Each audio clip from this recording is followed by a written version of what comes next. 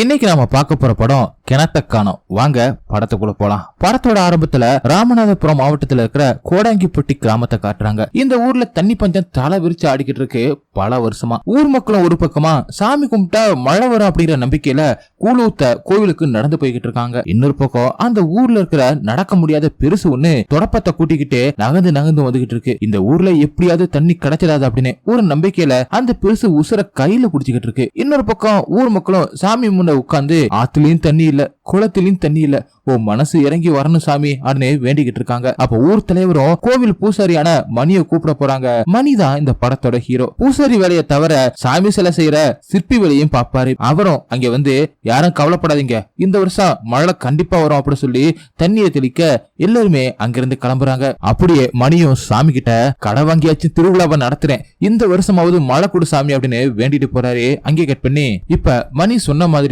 ஊர் மக்கள் எல்லாருமே ஒண்ணு சேர்ந்து மழை பெய்யணும் அப்படின்னு திருவிழாவை எடுத்து நடத்துறாங்க. அதுல மணியோட அக்காலாம் சாமி வந்து இந்த வருஷம் மழை கண்டிப்பா வரும் அப்படின்னு வாக்கு கொடுக்குறாங்க. ஊர் மக்களும் இந்த வருஷம் மழை வரும் அப்படின்னு நம்புறாங்க. அந்த ஊர்க்கார பெருசுக்கும் இந்த தகவல் கிடைக்க அவருமே சந்தோஷப்படுறாரு. அப்படியே அடுத்தனா மொத்த ஊர் பெருசுங்களும் போலீஸ் ஸ்டேஷனுக்கு வந்து நேற்று திருவிழாவில பொண்ணுங்களுக்கு எல்லாம் சாமி படம் போட்டு விட்டுட்டு நாங்க ஒதுக்குப்புறமா போயிட்டு பலான படம் பாத்துக்கிட்டு இருந்தோம். அந்த நேரத்துல காத்து அதிகமா வீச செட்ல சவுண்ட் அதிகமாயிடுச்சு. அப்பன்னு பார்த்து கலெக்டர் அந்த பக்கமா வர நாங்க அடிக்கிற அந்த கூத்த பார்த்துட்டு எங்களை அடிச்சு போட்டுட்டு மொத்த செட்டையும் தூக்கிட்டு போயிட்டாரு. இப்ப போலீஸ் நீங்க காவலுக்கு நின்று இருக்கணும், நீங்க இருந்திருந்தா கலெக்டர் வரது தெரிஞ்சு ஆஃப் பண்ணிருக்கலாம், தப்பு உங்க மேல இருக்கு, அதனால நீங்க ஒரு மன்னிப்பு கடிதம் எழுதி கொடுத்தீங்கன்னா அதை எடுத்துட்டு போயிட்டு கலெக்டர் கிட்ட கொடுத்து செட்டை வாங்கிட்டு வந்துருவோம் அப்படின்னு லந்து பண்ண போலீஸும் மரியாதையா போயிடுங்கடா இல்லன்னு ஜெயில பிடிச்சு போட்டுருவோம் அப்படின்னு சொல்ல ஊர் ஜன எல்லாருமே அங்கிருந்து தள்ள தெறிக்க ஓடி வராங்க. அடுத்த நாள் மணியும் அவங்க தாத்தா கிட்ட பேசிக்கிட்டு இருக்காரு. மணியோட தாத்தா சுதந்திரத்துக்கு போறான்னு தியாகி. அப்ப மணியோட ஃப்ரெண்டு அவங்க மணி தாத்தா கிட்ட பேசிக்கிட்டு இருக்கான். அங்கிருந்த மணியோட அக்கா மணியோட ஃப்ரெண்டு கிட்ட எப்பந்தாடா என் தம்பிக்கு பொண்ணு பார்த்து கல்யாணம் பண்ணி வைப்ப அப்படின்னு கேட்க அதுக்கு மணியும் எனக்கு பொண்ணு வேணாம் ஒண்ணு வேணாம் அப்படின்னு கோவமா சொல்றாரு. அங்கே கட் பண்ணி பிளாஷ்பேக் போறாங்க. ரொம்ப நாளைக்கு முன்னாடி மணி பக்கத்து ஊர்ல இருக்கிற ஹீரோனை லவ் பண்ணி இருந்திருப்பாரு.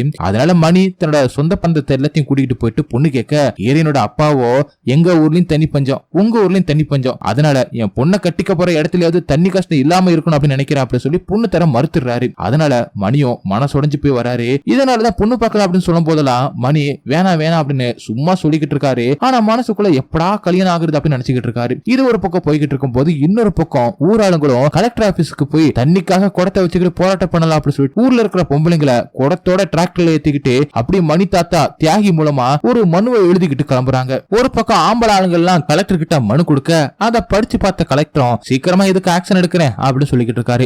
அதுல ஒரு கூடு கட்ட பெருசு அந்த செட்டையும் கொடுத்தா கொஞ்சம் சௌரியமா போவோம் அப்படின்னு சொல்ல அதுக்கு கலெக்டரும் பெரிய மனுஷன் பாக்குறேன் இல்லன்னா வெளுத்து விட்டுருவேன் அப்படின்னு சொல்லிக்கிட்டு இருக்காரு. இன்னொரு பக்கம் குடத்தை எடுத்துட்டு வந்த பொம்பளைங்களும் கலெக்டர் ஆபீஸ்க்கு வெளியில இருக்கிற பைப்ல தண்ணி வரவும் அதை புடிச்சுக்கிட்டு சண்டை போட்டுக்கிட்டு இருக்காங்க. இந்த தகவல் கலெக்டருக்கு கிடைக்கவும் அவரும் வெளியில வந்து பார்த்துட்டு சண்டை போட்டு இருந்த மொத்த பேரையும் டிராக்டர்ல ஏத்தி அனுப்பி விடுறாரு. அடுத்த நாள் மணி அவரோட ஃப்ரெண்டும் புரோக்கர் இருக்கிற அந்த இடத்துக்கு வந்து பொண்ணு பாத்தியா அப்படின்னு கேட்டுக்கிட்டு இருக்காரு. அப்ப எதிர் விட்டு பொண்ணு மணியை பார்க்க அந்த பொண்ணு இவரை பாக்குது. அந்த நேரம் பார்த்து ஹீரோயினும் அவங்க மளிகை கடைக்கு காய்கறி எல்லாத்தையுமே புல்லட்ல வாங்கிட்டு வந்து மணிக்கு முன்னாடி நிறுத்தி ஒரு லுக்க விட அதை பார்த்த மணியும் என்ன லுக்கு அப்பனை எதிர்த்து பேச முடியாதவங்கலாம் இங்க எதுக்கு வராங்க அப்படின்னு சொல்லிட்டு புரோக்கரை பார்த்து யோ இன்னும் ஒரு வாரத்துல எதிர்த்து விட்டு பொண்ணை பேசி முடிக்கிற அப்படி சொல்ல அதுக்கு புரோக்கரும் மேலத்தெரு மிலிட்டரி பையன் பழனிக்கு அந்த பொண்ணை பேசி முடிச்சாச்சு தம்பி அப்படி சொல்ல அதுக்கு மணியும் அவனுக்கு என்னென்ன பழக்கம்லாம் இருக்கு உலகத்துல இருக்கிற எல்லா வேதியும் அவனுக்கு இருக்கு அப்படின்னு அள்ளி போட்டுக்கிட்டு இருக்க ஹீரோன் அங்கிருந்து கோவமா கிளம்புறாங்க. அப்படி ஹீரோன் வந்துகிட்டு இருக்கும் போது மணி வந்து பொண்ணு பார்த்துட்டு போனதுக்கு அப்புறம் கஷ்டமோ நஷ்டமோ கட்டிக்கு போறவன் நான் தான், நான் சமாளிச்சுக்கிறேன் அப்படின்னு சொல்ல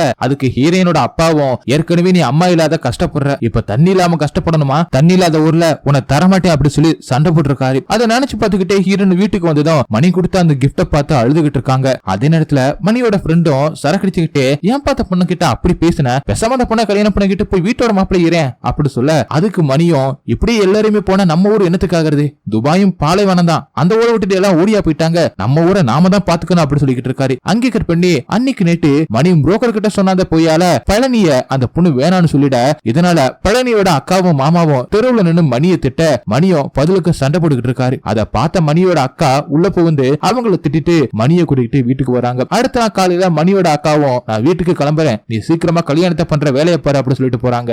அப்படியே இன்னொரு பக்கம் இந்த ஊர் ஆளுங்க சும்மா இல்லாம ஊர் தலைவரை கூட்டிக்கிட்டு நீர்மட்டம் பாக்குற கார்மேகான்ற ஒரு பெருசை கூட்டிக்கிட்டு வந்து ஊர்ல மட்டம் பார்க்க ஆரம்பிக்கிறாங்க. இந்த தகவல் நடக்க முடியாத அந்த ஊர் பெருசுக்கு தெரிய வர அவரும் இந்த தடவை மட்டம் கிடைக்கணும் அப்படின்னு சாமியை கும்பிட்டுக்கிட்டு இருக்காரு. அந்த நேரத்துல மணியும் அவரோட ஃப்ரெண்டும் புரோக்கரை பார்த்து பேசிக்கிட்டு இருக்கும் போது அங்கே வந்த ஹீரோயினும் புரோக்கர் கிட்ட அவங்க போட்டோவை கொடுத்து எனக்கு ஒரு நல்ல மாப்பிள்ளைய பாருங்க அப்படி சொல்லிட்டு அங்கிருந்து மணியை வெறுப்பித்துட்டு போறாங்க. மணியும் புரோக்கர் கிட்ட இவளுக்கு நீ மாப்பிள்ளை பார்த்த காலி அப்படின்னு சொல்லிட்டு அந்த போட்டோவை வாங்கி வச்சுக்கிறாரு. இந்த பக்கம் ஊரை சுத்தி நீர்மட்டம் பார்த்தோம், எங்கேயுமே கிடைக்கல. ஒரு வழியா கடைசியா மணியோட தாத்தா தியாகி இருக்கிற அந்த கொட்டத்துக்கிட்ட கிடைக்குது அப்படின்னு சொல்லிட்டு அது மணியோட இடம் தான். அதனால ஊர் மக்களும் தாத்தாவை பார்த்து உங்க இடத்துலதான் தண்ணி கிடைக்குது, அந்த இடத்த ஊருக்கு கொடுங்களேன், போர் போட்டுக்கிறோம் அப்படி சொல்ல அதுக்கு தாத்தாவும் போர்லாம் போடக்கூடாது, கிணத்தை விட்டுங்க, அப்ப தண்ணி கிடைக்கும். ஆனா எதுக்கு மணிக்கிட்ட ஒரு வார்த்தை கேட்டுட்டு சொல்றேன் அப்படின்னு தாத்தாவும் சொல்லும் போது மணியும் அங்கே வர ஊர்க்காரங்களும் நடந்ததை எடுத்து சொல்லி அந்த இடத்த கேட்க இருக்கிறதே ஒரு இடம், இதையும் கொடுத்துட்டா என்ன பண்றது, அதெல்லாம் தர முடியாது அப்படின்னு சொல்ல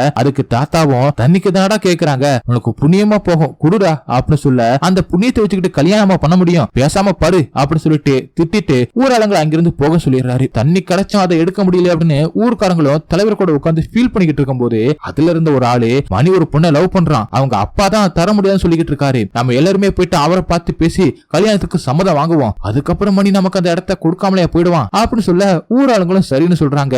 அங்கே கட் பண்ணி அடுத்த நாள் மணியோட தாத்தாவும் மணியை கூப்பிட்டு தண்ணிக்காக நம்ம இடத்த தரலாண்டா அப்படின்னு சொல்ல சரி தரலாம், எனக்கு தண்ணி தேவைதான், ஆனா அக்காவை வர சொல்லு, அவளுக்கு இந்த இடத்துல பங்கு இருக்குல்ல, ஊர்க்காரங்களையும் அப்படியே வர சொல்லு, பேசி முடிச்சிடலாம் அப்படி சொல்றாரு. அப்படி ஊர்க்காரங்களும் மணியோட அக்காவும் வந்ததும் மணியும் ஊர்க்காரங்க கிட்ட இந்த இடத்த நான் தரேன், ஆனா இதுக்கு நிகரான இடத்த எங்க அக்காவோட பேர்ல எழுதி வைக்கணும் அப்படி சொல்ல ஊராளுங்களும் அதுக்கு சம்மதம் சொல்றாங்க. அடுத்து என்ன அந்த இடத்துல பூஜையும் போட்டு கணக்கையும் தோண்ட ஆரம்பிக்கிறாங்க ஒரு பக்கம். இன்னொரு பக்கம் மணியும் ஹீரோனோட வீட்டுக்கு வந்து ஹீரோனோட அப்பாவை பார்த்து வீட்டு வாசலையே கிணத்தை வெட்டிக்கிட்டு இருக்கோம், இன்னும் 30 நாள் தண்ணி கிடைச்சிருமாமா அப்படி சொல்ல அதுக்கு மாமாவும் உங்க ஊர் ஆளுங்களும் வந்து பேசினாங்கப்பா, நீ ஊருக்காக இடத்தையே கொடுத்திருக்கத நினைச்சு எனக்கு பெருமையா இருக்கு, தண்ணி வரட்டும் கட்டி கொடுக்கிறேன் அப்படி சொல்லி வாக்கு கொடுக்க மணியும் கையோட சொந்த பந்தத்தெல்லாம் கூட்டிட்டு வந்து நிச்சயமும் பண்றாரு. இன்னொரு பக்கம் மொத்த ஊரும் சேர்ந்து சந்தோஷமா கிணத்தை தோண்டி இருக்கிற அந்த வேலையில 10 அடிக்கு மேல போகும்போது திடீர்னு ஒரு எலும்பு கூடு கிடைக்குமோ மொத்த ஊரும் பதறி பெற்று மேல வராங்க. அப்பதான் மணியை வந்து அது என்ன எலும்பு கூடு அப்படின்னு பார்த்தா ஒரு டைனோசரோட எலும்பு கூடு முழுசா அப்படியே இருக்கு. இத மணியும் சொல்ல மொத்த ஒரு ஷாக் ஆகுது. அங்கே கட் பண்ணி இந்த டைனோசர் மேட்டர் மீடியாவோட காதுக்கு போக அவங்களும் வந்து நியூஸ கவர் பண்ண ஆரம்பிக்கிறாங்க. அங்கே போலீஸ் கலெக்டர் ஆர்காலஜிக் டீம் அப்படின்னு சொல்லிட்டு மொத்தமா குமியுது. அப்ப கலெக்டரும் மக்கள் கிட்ட இனிமே இந்த இடத்துல கிணறு எல்லாம் தோண்டக்கூடாது, இனிமே இந்த இடம் ஆர்காலஜிக்கு சொந்தமானது அப்படி சொல்ல இந்த எலும்புக்கு வந்த வாழ்வை பாருங்களே அப்படின்னு மொத்தம் ஒரு முணுமுணுக்க ஆரம்பிக்கிறாங்க. என்னடா இப்படி ஆயிடுச்சு, கிணத்தை வெட்ட பூதங்கிழம்புல கதையாயிடுச்சு அப்படின்னு மணியும் ஹீரோன் கிட்ட சொல்லி ஃபீல் பண்றாரு. இன்னொரு பக்கம் ஊர் தலைவரோட பொண்டாட்டியும் தலைவர்கிட்ட இவ்வளவு நாளா கிணறு வெட்டுற காசை வச்சுட்டு பொழப்ப ஓட்டிக்கிட்டு இருந்த, இப்ப என்ன பண்ண போற அப்படின்னு கேட்க அதுக்கு ஒரு வழி இருக்கு அப்படின்னு சொல்லிட்டு ஆர்கியாலஜிக் டீம் சீஃப் லேடிய பார்க்க வராரு. அதை பார்த்த சீஃபும் அவங்களோட அசிஸ்டன்ட் ராகவன் கிட்ட எதுக்கு இவர் வந்திருக்காரு அப்படின்னு கேட்க தலைவரும் இந்த எலும்ப தோன்ற வேலையை எங்காலங்களுக்கே கொடுங்க, அதுக்கான மொத்த காசையும் ஏன் அக்கௌண்ட்ல போடுங்க அப்படி சொல்ல சீஃபும் சரின்னு சொல்றாங்க. அன்னைக்கு நைட்டு மணியும் சீஃப் கிட்ட வந்து யார் இடத்த யார் ஆக்கிரமிக்கிறது, நீங்க எல்லாருமே நைட்டோட நைட்டா இங்க இருந்து கிளம்புங்க, நாங்க கிணற தோண்டணும் அப்படி சொல்லி சவுண்ட் விட்டுட்டு நேரா வந்து தாத்தாவை பார்த்து அவங்க மட்டும் போர் போட்டிருந்தா இந்நேரம் தண்ணி கிடைச்சிருக்கும், கிணற தோண்ட சொல்லி இப்ப எங்க வந்து நிக்குது பாரு அப்படி சொல்லி திடீர் போறாரு. அடுத்த நான் ஊர் தலைவரும் ஊர் ஆளுங்க கிட்ட வந்து நான் எல்லாத்தையும் அவங்க கிட்ட பேசிட்டேன், சம்பளம் மட்டும் கொஞ்சம் கம்மி தான், இல்லைன்னா வெளியூர்காரங்க வந்து அந்த எலும்பை எடுக்க வேலை செய்வாங்க, அதனால நாமளே செய்யலாம் வாங்க அப்படி சொல்லி அவங்கள கூட்டிட்டு போறாரு. அப்படி ராகவனும் எலும்பை எடுத்து வச்சுக்கிட்டு இருக்கும் போது ஜன்னல் வழியா மணியோட தாத்தாவும் அவனை கூப்பிட்டு இது எடுத்துட்டு போய் என்னப்பா பண்ண போறீங்க, குடிக்கவே தண்ணி இல்லாம நாங்க போராடிக்கிட்டு இருக்கோம், நீங்க என்னடானா கூத்தடிச்சுக்கிட்டு இருக்கீங்க அப்படி சொல்ல வரலாறு தோண்டி பார்த்ததாலதான் இந்த உலகம் நம்மள மூத்த குடின்னு நம்புது, இதெல்லாம் எடுத்து ஆராய்ச்சி பண்ணாதான் நம்ம நிலம் எவ்வளவு பழமையானது அப்படின்னு தெரிய வரும், இதை வச்சுதான் உலகம் நம்மள எடை போடும் அப்படின்னு சொல்லிக்கிட்டு இருக்காரு. அதை பார்த்து சீஃபும் அங்க என்ன பேசிக்கிட்டு இருக்கீங்க வேலையை வந்து பாருங்க அப்படின்னு கூட்டிட்டு போறாங்க. அன்னைக்கு நைட்டு மணியும் ஹீரோன் கிட்ட ஒழுங்கா போர் போட்டு இருந்த தண்ணியாச்சும் கிடைச்சிருக்கும், நம்ம கல்யாணம் சீக்கிரமா நடந்திருக்கும், இப்ப பாரு எல்லாமே என் தாத்தா வேலை அப்படின்னு சொல்லும் போது அதுக்கு ஹீரோனோ நீ ஏன் அப்படி நினைக்கிற, போர் போட்டு தண்ணி கிடைக்காம இருந்திருந்தா என்ன பண்றது, நிறைய இடத்துல அப்படித்தானே இருக்கு, அதனால இருக்கிறத வச்சு எப்படி சந்தோஷமா வாழலாம் அப்படின்னு மட்டும் அதை மட்டும் பாரு, தாத்தாவை திட்டாத அப்படின்னு சொல்லிக்கிட்டு இருக்காங்க. மறுநாள் ஊர் மக்கள் எல்லாருமே அந்த கிணறுல எலும்பு கூட எடுத்துக்கிட்டு இருக்கும் போது விரிசல் ஏற்பட பக்கத்துல இருந்த கோவில் இடிஞ்சு போக ஆப்போசிட்ல இருந்த மணியோட தாத்தாவோட கொட்டமும் இடிஞ்சு விழுந்து அவர் மேல அப்படியே விழுந்து அங்கே இறந்து போறாரு. அதை பார்த்த மணியும் ஆடி போயிடுறாரு. மொத்த ஜனமும் தியாகியோட உடம்பை எடுத்து வச்சுக்கிட்டு அழுதுகிட்டு இருக்காங்க. அங்க அந்த சீஃபும் மொத்த டீமும் நம்மளாலதான் இப்படி ஆச்சு அப்படின்னு சொல்லிட்டு நின்று ஃபீல் பண்ணிக்கிட்டு இருக்காங்க. அப்படி நைட் ஆகவும் ஊரால ஒருத்தன் நடந்து போய் போச்சு. இந்த கிணறு இருக்கிறதுனால முன்வாசல வச்சு சடங்குலாம் பண்ண முடியாது, பின்வாசல வச்சு எல்லா சடங்கையும் பண்ணி முடிச்சுட்டு தாத்தாவை அடக்கம் பண்ணலாம் அப்படி சொல்ல, அதுக்கு மணியும் அதெல்லாம் முடியாது, என் தாத்தாவை முன்வாசல வச்சுதான் எல்லாத்தையுமே பண்ணிட்டு எடுத்துட்டு போகணும், அதுக்கு முதல்ல அந்த கிணத்தை மூடுங்க அப்படி சொல்ல, இத காதுல வாங்கின சீஃபும் உடனே கலெக்டருக்கு கால் பண்ணி விஷயத்த சொல்லி உதவி கேட்க, நான் எலெக்ஷன் டியூட்டில இருக்கேன், வேணும்னா போலீஸ் போர்ஸ் அனுப்புறேன், நீங்களே ஹேண்டில் பண்ணிக்கங்க அப்படி சொல்லி போன வைக்கிறாரு. அதனால சீஃபும் மணிக்கிட்ட சொன்னா புரிஞ்சுக்கங்க, கிணத்த முடினா பெரிய பெரிய பிரச்சனை எல்லாம் வரும் அப்படி சொல்ல, அதெல்லாம் முடியாது, இது எங்க இடம், நான் சொல்றத நீங்க கேட்கணும் அப்படின்னு சொல்ல, அதுக்கு சீஃபும் அப்ப பாடி ஹாஸ்பிட்டல்ல ஒப்படைக்கிறோம், போஸ்ட்மார்ட்டம் பண்ணதும் பாடியை தருவாங்க, இது நேச்சுரல் டெத் இல்ல, அப்ப இதுதான் ஃபார்மாலிட்டி, அதுக்கப்புறம் நீங்க என்னமோ பண்ணிக்கங்க அப்படி சொல்லிட்டு இருக்கும் போது அங்க போலீஸும் வர, சீஃபும் அந்த பாடி ஆம்புலன்ஸ்ல ஏத்தி அனுப்ப சொல்ல, மணியும் போஸ்ட்மார்ட்டம் எல்லாம் வேணாம் அப்படி சொல்லி எவ்வளவோ தடுத்தாலும் போலீஸும் அந்த பாடியை ஆம்புலன்ஸ் வர வச்சு அனுப்புறாங்க. வேற வழி இல்லாம போஸ்ட்மார்ட்டம் முடிஞ்சதுக்கு அப்புறம் சுடுகாட்டுல வச்சு அடக்கம் பண்ணிட்டு சோகத்தோட இருக்காரு. அப்பதான் ராகவனும் மணியை பார்த்து, உங்க கஷ்டம் என்னன்னு எனக்கு புரியுது, மினிஸ்டர் வராரு, அவர்கிட்ட நான் சொல்ற மாதிரி ஒரு மனுவை எழுதி கொடுங்க அப்படி சொல்ல,